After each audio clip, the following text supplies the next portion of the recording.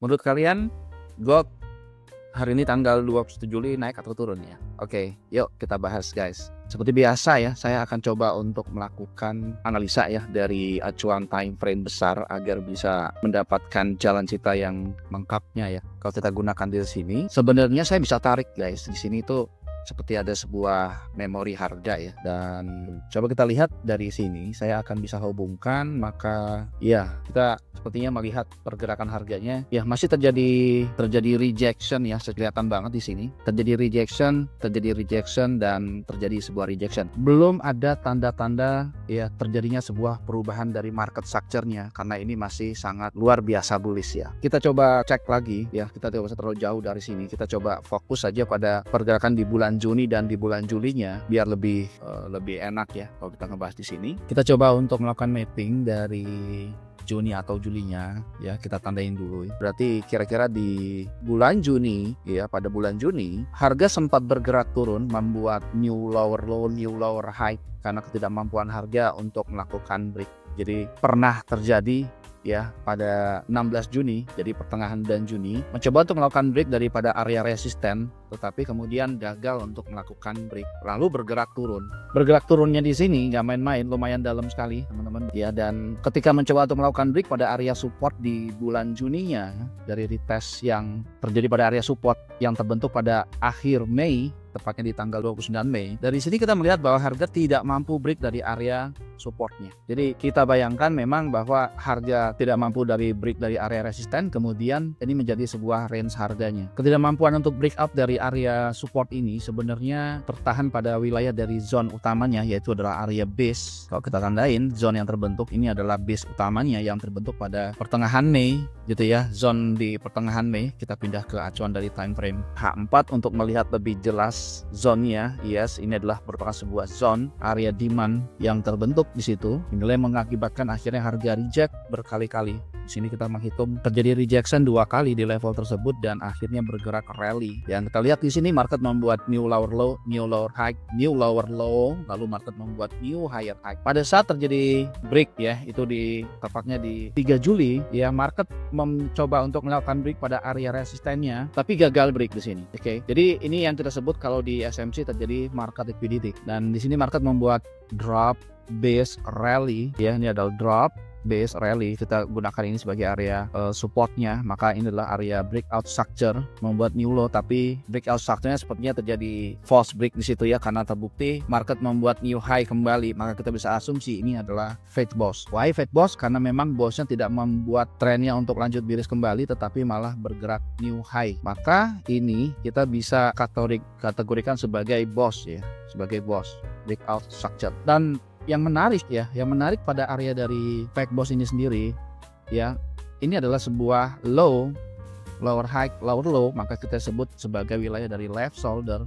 Di sini terjadi sebuah rejection. Terjadinya sebuah rejection di area itu kemudian membuat harga naik kembali, dan disitulah kemudian gagal untuk melakukan break pada kasus yang ada di bagian sebelah sini, bahkan membuat new low yang lebih dalam. Tetapi satu hal yang cukup menarik di sini ya adalah pada saat market mencoba untuk melakukan break ya, pada saat market mencoba untuk melakukan break dari area rally, base rally, ini sebenarnya ada sebuah zone yang biasa punya high probability yang cukup bagus menurut saya, karena dekat-dekat dengan wilayah dari area sepertinya area 78,6, dan ini adalah area dari swing low-nya. Oke, kita tandain sebagai wilayah dari area swing low. Kita lihat dari sini, ini terjadi sebuah liquidity ya.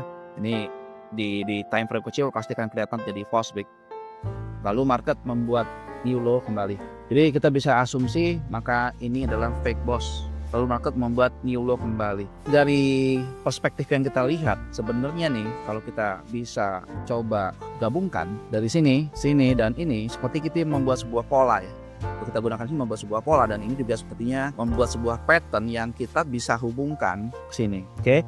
Dan ini juga kita bisa hubungkan ke sini. Jadi dari acuan yang kita gunakan, maka kita bisa melihat bahwa sepertinya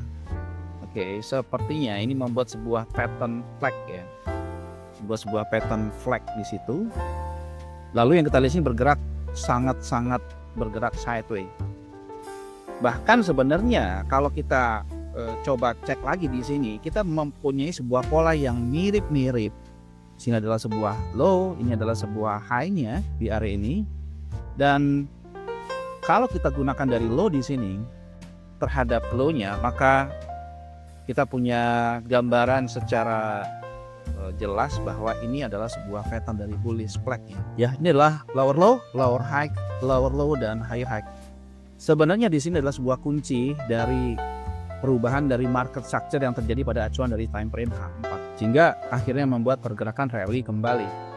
Dan pada saat market mencoba untuk melakukan break dari high yang terjadi pada 3 Juli, maka ini adalah sebuah area high-nya ya. Terbukti market membuat new higher high kembali sini, membuat new high kembali. Dan pada saat market bergerak membuat break high tapi gagal, terjadi line tersebut sebagai false break. Tapi yang cukup menarik di sini bagaimana meskipun terjadinya sebuah false break, tapi market tetap secara continue, market membuat new higher high secara terus menerus. Ya, masih membuat new higher high secara terus menerus, sehingga kita bisa gunakan satu mappingan baru, lower low, lower high, lower low, lower high, lower low, higher high. Di situ membuat higher low, di sini market membuat higher high. Ekspektasi kita ini akan menjadi sebuah higher low. Bisa saja memang market membuat new low kembali di sini karena memang masih ada zone di area ini ya. Kalau kita tandain di bagian sebelah sini, maka ini masih membuat zone baru. Jadi kalau saya tandain lagi, maka ada zone lain ya, lebih enak ini saya tandain. Bisa saja market membuat low di sini, kemudian baru membuat higher high. Who knows ya. Tetapi selama zone ini atau selama zone ini tidak di break, karena memang terbukti secara objektif tidak mampu break dari wilayah dari base area demand.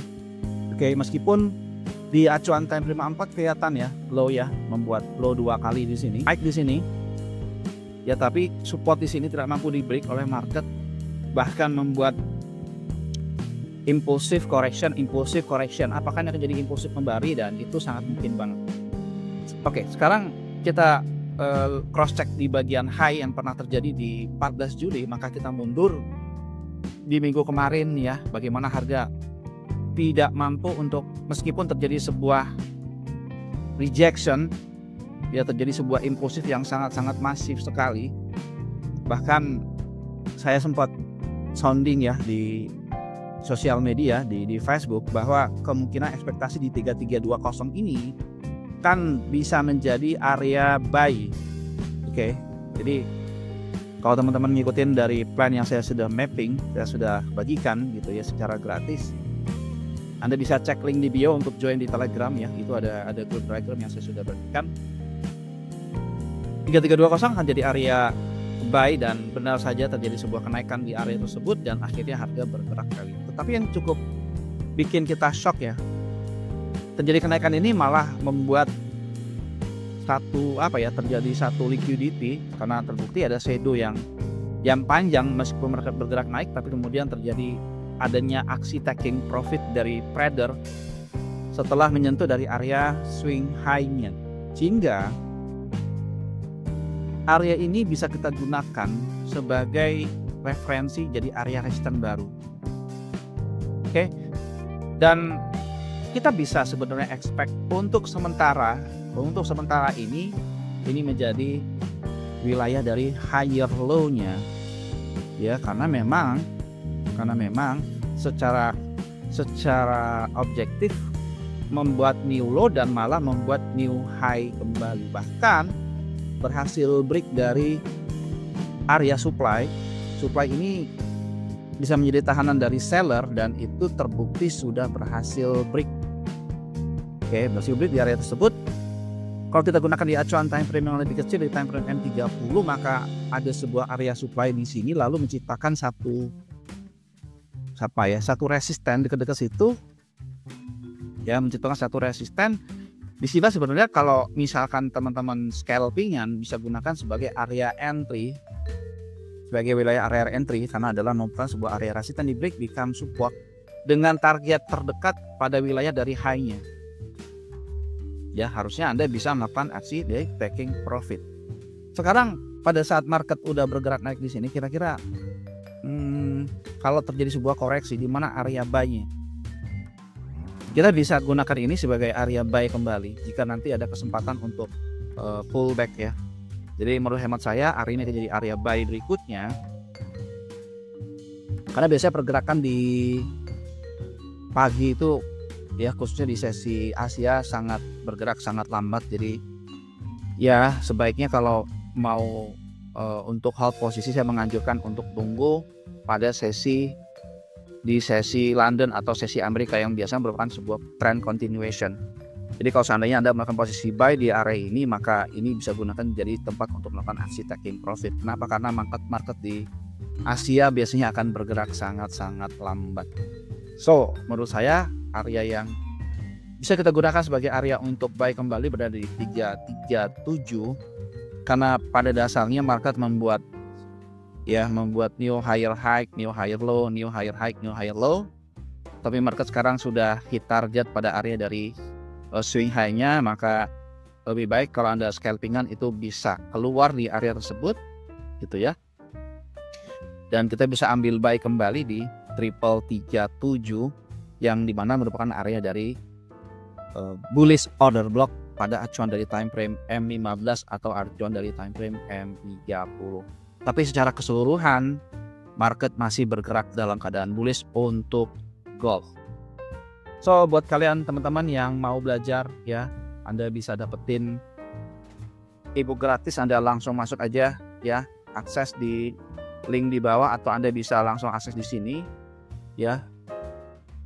Bahkan mungkin teman-teman bisa dapetin recording gratis ya, yang Anda bisa akses. Kebetulan minggu kemarin kita udah belajar tentang bagaimana cara identifikasi order block dan market liquidity yang kebetulan banyak digunakan oleh alumni dari PAU untuk bisa lolos perform ya.